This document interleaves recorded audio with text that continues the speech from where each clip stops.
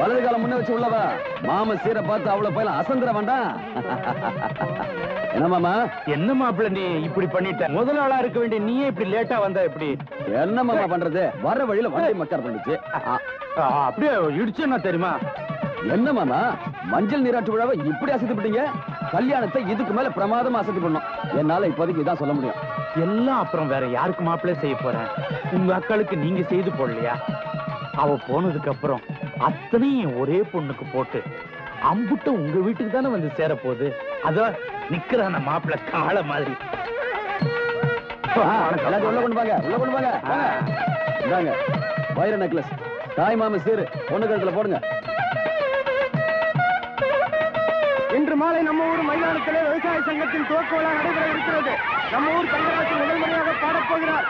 ஊர் நல்லா தாயா இருந்தது. இப்ப பாத்தியா கண்ட இடத்துல எல்லாம் போஸ்டர் ஒட்டி வச்சிருக்காங்க. வேலைக்கு போனோம், சம்பளத்தை வாங்கணும், வீட்டுல காசை கொடுத்த ஒண்ணு இல்லாம ஒருத்தர் சங்கத்தை ஆரம்பிச்சுட்டாயா? ஆமா, சங்கம் யாரு வைக்கிறது? நம்ம தங்கராஜ் தான். நம்ம தங்கவலோட மகனா? ஆமா, அவன் நல்லா பாடுவான்னு கேள்விப்பட்டேன்யா. இந்த ஊர்ல இருக்கிற விவசாயிங்க அத்தனை பேரும் பண்ணையில தான் வேலை செய்யறாங்க. அப்படி இருக்கும்போது புதுசா சங்கம்னா என்ன அர்த்தம்? பண்ணையாரு எதுக்குறாங்கன்னு புரியலையா உனக்கு? நீங்க ஒண்ணு சேர்ந்து எழுத்தோம்னா பண்ணையானால என்னங்க செய்ய முடியும்? இன்னைக்கு ராத்திரி பண்ணையார் வண்டவாளத்தை எல்லாம் தண்டவாளத்துல ஏத்த போறாரு தங்கராஜ். யாரு என்ன பிராக்கு பாத்துக்கிட்டு இருக்கா? சீக்கிரம் சீக்கிரம் போடு.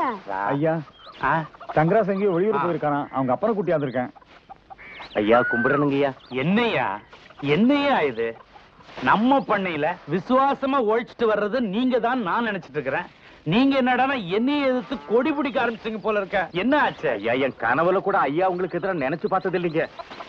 ஊர்ல சில வெடல பசங்க ஒன்னா சேர்த்து இப்படி கரைச்சல் பண்றானுங்க. சத்தியமா சொல்றேங்க, இதுல எங்களுக்கு எந்த சம்பந்தமும் கிடையாதுங்க. ஏன்பா மட அடைக்கிற? அவன் தான் தலைவன் ஊருக்கே தெரியுது, உனக்கு மட்டும் தெரியாமல இருக்கும். தங்கவேலு அவன் தான் விவரம் தெரியாதவன் ஏதோ தப்பு தண்டா பண்றான். விவரம் தெரிஞ்சு நீ ஆரம்பத்திலே கண்டிச்சு வச்சிருந்தா இந்த அளவு குழந்திருப்பானா? அவன் வெளியூருக்கெல்லாம் கச்சேரிக்கு போய்கிட்டு இருக்கிறவன் நம்ம ஊர்ல முதல் முறையா பாடுறான்னு தான் கேள்விப்பட்டேன். அவன் தான் சங்கம் வைக்கிறான்னு எனக்கு தெரியாதுங்க. எல்லாம் கூடுவார் தோஷங்க. அவனை கண்டிக்கிறது ஏன் பொறுப்புங்க. தங்கவேலு, உன் மகன் போற பாதை அவ்வளவு சரியான பாதை இல்ல.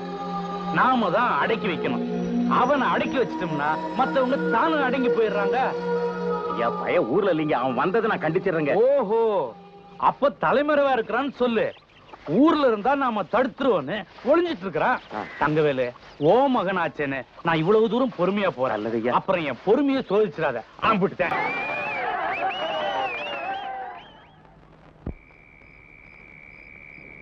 தங்கராசு கொஞ்சம் இருப்பா. அப்பா, என் புள்ள எப்படி பாடுச்சு, எவ்வளவு திருஷ்டி போட்டிருக்கோ, ஊரே பாராட்டுச்சுல்ல. மங்களா சுத்திடி, நல்ல சுத்திடி. உன் மகன் பெருசா சங்கீதம் பாடி கவர்மெண்ட்ல மெடல் வாங்கிட்டு வந்திருக்கிறாரு. திருஷ்டி போக நல்ல சுத்திடி.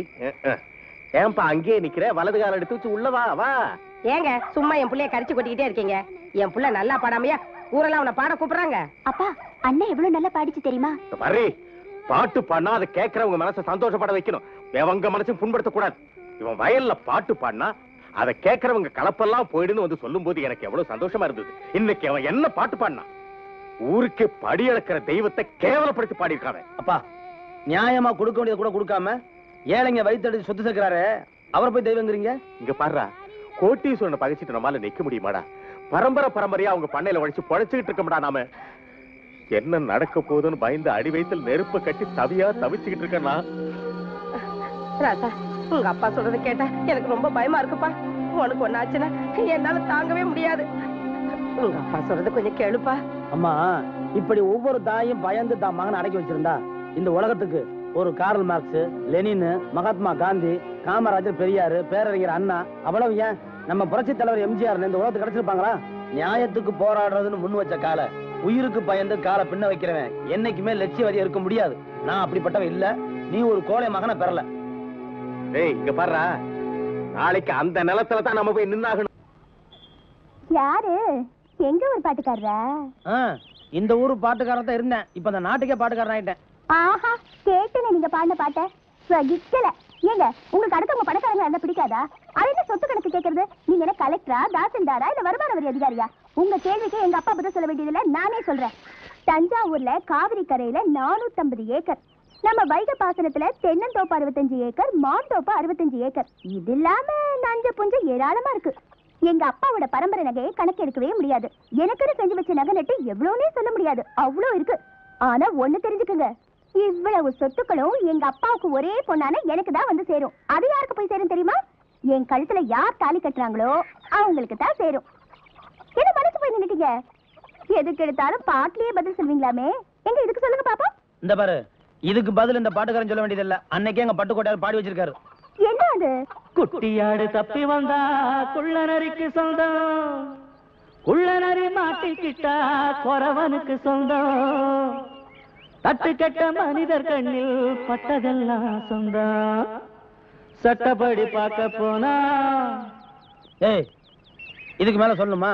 போ போய் தலையை செய்வு. கேள்வி கேட்கிற நேரத்தை போ.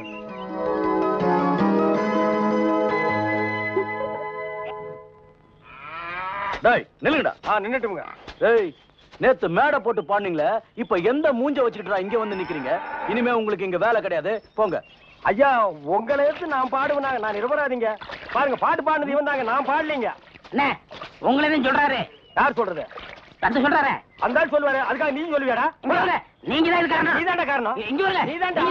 இவன் தான் பாருங்க, பண்ணையாருங்க. யாரு? புரட்சி பாடகரா?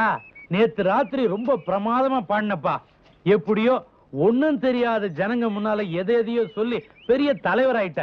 இந்த மாதிரி ஏமாந்த ஜனங்க இருக்கிற வரைக்கும் உன்ன மாதிரி ஆளுங்களுக்கு வெல்லம்பா. மேடை கிடைச்சா எது வேணா பேசுறத? எங்க ஐயா உங்க சோத்துல மண்ணள்ளியா போட்டாரு. ஊருக்கே சோறு போடுற புண்ணியவானை பார்த்து கேவலமா பேசிட்டு அவர் நேரத்துல வேலை செய்யறதுக்கு உங்களுக்கு வெக்கமா இல்ல? எனக்கு தெரிஞ்ச தொழில் விவசாயம். அதை நான் பாக்குறேன், ஏன் வெக்கப்படணும்? இந்த பாரு, உழைக்கிற விவசாயிங்களுக்கு கூலியை குறைச்சு கொடுத்து அந்த காசை வச்சு வீடு வாசல் சொத்து சேர்க்கிறாங்களே, அவங்க தான்டா வெக்கப்படணும். இப்ப அவன் என்ன சொல்லிட்டான்னு எகிர்ற? தங்கராசு, நீ சொல்றதும் நியாயம்தான். உழறவனுக்கே நில சொந்தம்னு சொல்ற. நாங்க கொடுத்தாலும் இந்த கலப்பை, விதை நெல்லு, உரம் இதுக்கெல்லாம் எங்க போவீங்க?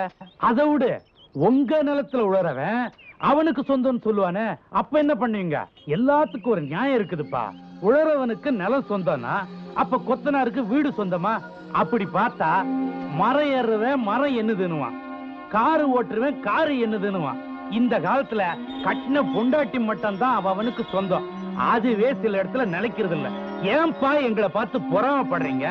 இதெல்லாம் பரம்பரை பரம்பரையா அனுபவிக்கணும்னு ஆண்டவன் எழுதி வச்சிருக்கிறான்.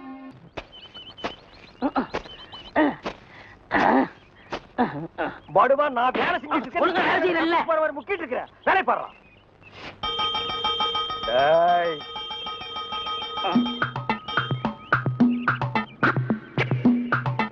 டேய் நில்லு. டேய் படுவா, நில்லுடா. டேய் சொன்னா கேளு.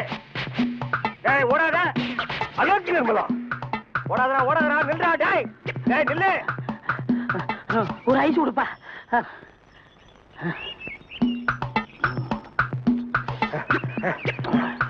எனக்கு ஒரு ஐஸ் கொடுப்பா.